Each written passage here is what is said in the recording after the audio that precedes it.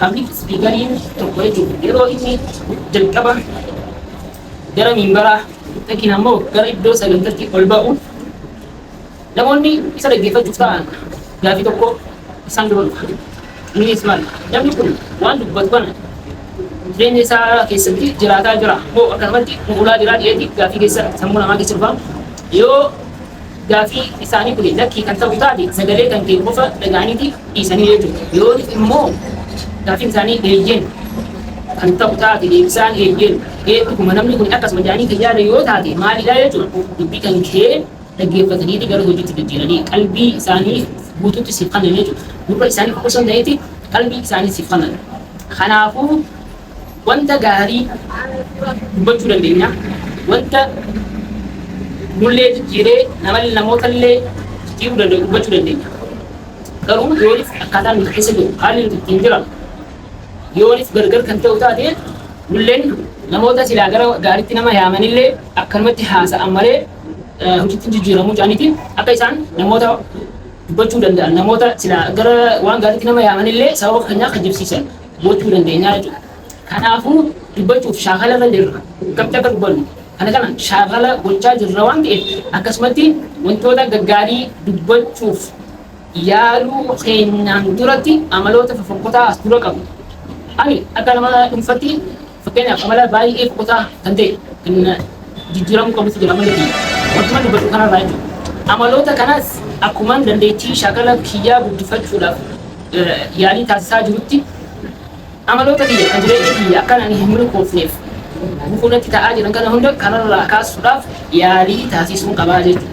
Kanaaf sodaa fixachuu qabna, eeyyama sodaa fixachuu qabna. Garuu sodaan keenya haasawaa qofa ta'uu hin qabu. Jijjiiramni keenya jijjiirama haasawaa qofaa fiduudhaaf miti. Ayyoon keenya maal tokko gochuu qabna? Akkuma jijjiirama afaanii fidannetti jijjiirama jireenya keenya irrattis jijjiirama fiduu danda'uu qabna jechuudha. Kanaafuu inshaallah fuulduratti jechuu kanas akka fidhannu abdiin qaba. Kunis rakkina kiyya keessaa isa tokkodha. Kun hunduu wanti ta'aa jirus maaliif akka ta'e ni beektaa?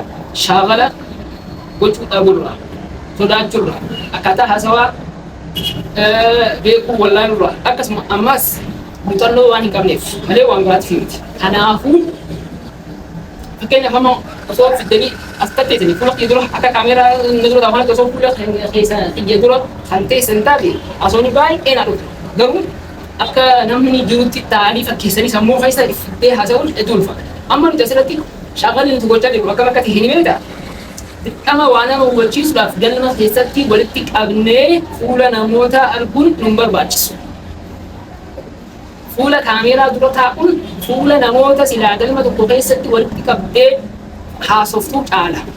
Kanaaf yaadan sammuu keenya keessa akka nama namoota baay'ee galma keessatti walitti qabee itti haasa'aa jiru itti dubbachaa jirutti yaadan of dura fiidnee yoo namoonni walitti nu qabaman wanta jechuu barbaannu san karaa kaameeraa fuula kaameeraatiin ibsuu danda'u hawaasa hedduu biraan gahuu danda'u qabnaa jiru. Dandeettiin namaa kun adda adda wanni nama ajaa'ibu. Namoonni tokko tokko yeroo hawaasni bakka takkatti walitti qabamee fuula hawaasaa baay'ee agareef haasawuu babbareedaa baay'eetu dhufaaf fuula namoota kanarra. Maaliif kana namatti haasa'u jirta. Akkasitti konfidensii qabatte. Amma immoo kaameeraa fuula dura teessee wanta silaa yeroo nama agarte itti ja'achuu barbaadu san akka maraasatti nama iddoo teessee akka nama maraasatti akka nama isin haasa'utti yeroo haasoftu namaaf hin dhufu. Bakka ani jiraami ani hin beeku kaameeraa fuula dura teessee yeroo haasoftu yaadni babbareedaan asiniin haasa'a jettee yaadda. Hin jiru gaa yaadaan fiddaame nama kana yaadaan hin dura fidda waan ta'eef yaadni sun si harkaa bada. Kanaafuu isa inni kun guddifachuu jechuun maal jechuudha? Eddaa kan kee foddaa takkitti rabbiin beekumsa kannee fi akka addunyaa guutuu jecha kan kee addunyaa guutuu dhaqqabu. Haala nuu mijeesse kanaan foddaa kanaan eddaa kan kee dabarfachuu dandeessee jirtaa jechuudha. Yoonif ammoo eddaa dabarfachuudhaaf dirqama namni walitti qabamuu qabaa bakka takkatti walitti naaf qabamuu qabaa kan jettu taate namoonni yeroo ammaan tanaa bakka takkatti walitti qabamuun baay'ee ulfaata. Namni hundi foddaa takka takkaan alama kanatti addunyaa kanatti foddaa takka qabaa foddaa saniini wantoota addunyaa itti jirtu kana daawwata. Kanaafuu yeroo inni foddaa isaa tanaan seenee dhufu ati bakka inni walitti qabamee itti deemu san dirree namni hundi irratti walitti qabamu san keessa yoo kan jiraanne taate ati addunyaarra hin jirtu jechuudha. Kanaafuu sooshaal miidiyaan nu fayyada eeyyeen nu fayyada garuu inni meeshaadha. Meeshaa qabnu kana karaa kamittiin murraadha. Yooniif karaa addunyaa keenyaatii fi akhiraa keenyaatiif murteessaa irra gaariitti yooniif kan deemu taate inni nu didu. Taphaaf qublaa fi qaamatti gara biraa yoo ta'es akkasumatti. Kanaafuu maal gochuu nurraa keessaa jiru akka silaa namoonni tapha itti yaadanii waa hunda qindeeffatanii safuu wallaalanii addunyaa kana ittiin kontirool godhan sanitti wantoota gaggaarii irratti aarsaa kafallee maal nuun ja'anii dhiifnee bar wanni si ajaa'ibu silaa wanta namni maal naan ja'a ja'amee dhiifamu maal naan ja'anii dhiifnee san hojjennu wanta immoo gaariidha gaarii ta'e kan silaa konfidensii guutuudhaan namni yoo irratti si agares waan gaarii namni siin jaalatu sana nuti immoo mooraalii ittiin dubbannu dhabnaa jechuudha. Kanaafuu paabliik ispiikarii keenya nuti sila beekii kan wanti horachuu barbaanneef maaliif akka ta'e ni beektaa? Keenya paabliik ispiikariin adda.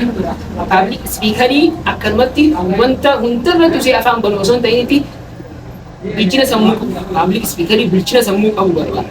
Paabliik ispiikarii bilchina sammuu qabu jechuun namoota wanta faayidaa qabu qofa dubbatan qofa. Kanaaf wantoota san qofa dubbachuu danda'uudha qabnaa jechuudha. Kanaafuu ajandaa tokko gizan eegali kan biratti dabara hasoo kiyya wanni ammaan tana mata duree tokko jedhee addaan ciccitu kun hasoo bareedaa tokko eegaleetiin karatti mura. Kun ammaan tana jeekan inni kuni booda yeroo ammaan tana inni kuni jedheetiin laale ammaan tana inni kun yeroo yaalii goonee irra deddeebinee viidiyoo baay'ee waliin hojjannee shaakallee ni hafaa jechuudha. Hasoo jalqabnee kanatti dhaabnee gara biraa ca'u yeroo waan bareedaa tokko haasawaa tokko bakka tartiibaan eegaltee namni gurra sii kanne ati gara biratti kutte osoo haasawaa kanan xumurin yeroo kana maal jaalamni bakka si dhaggeeffachuu hin danda'u wantoota haasawaa keenya balleessu irraa. Kanaafuu nama rakkinni nan qabu inni takkaffaan maali isa kanaaf wanni agaree fi ilgan viidiyoo kiyya waraabee dhagaheef. Kanaafuu rakkinni kiyya guddaan maali haasawaa tokko jalqabee kallattii nan xumuruu dadhabu. Haasawaa tokko ni jalqabaa bareechee eegaleetiin yeroo silaa namni gurra naa kan nu ga'etti san lafa kaa'ee karaa biraatti ibsuudhaaf yaalaa jechuudha. Kuni amma rakkina nan qabu keessaa isa ijoodha. Haasawaa tokko ni jalqaba akkana jedheetiin osoo irraa gadi hin bu'in kan biratti dabara. Inni kun amma akka namni nu dhaggeeffanneef akka namni gurra nuuf hin laanneef jecha kan nuti gochaa jirru sana. Abeet akkasii viidiyoo ammaa saddaan dhuftanii jiranii inshaallah yeroo biyya walitti deebinaa salaamu alaikum.